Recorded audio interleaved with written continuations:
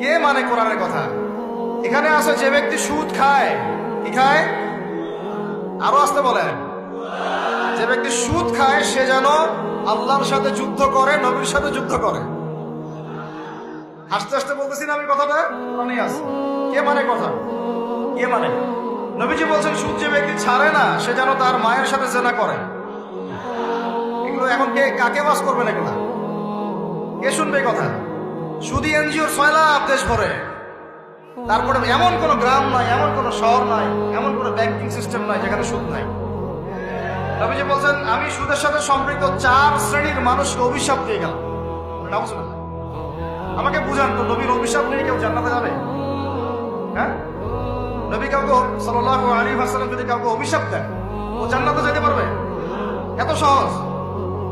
নবীজি বলছেন যে সুদ খায় আমি তাকে অভিশাপ দিলাম, যে সুদ দেয় আমি তাকে অভিশাপ দিলাম।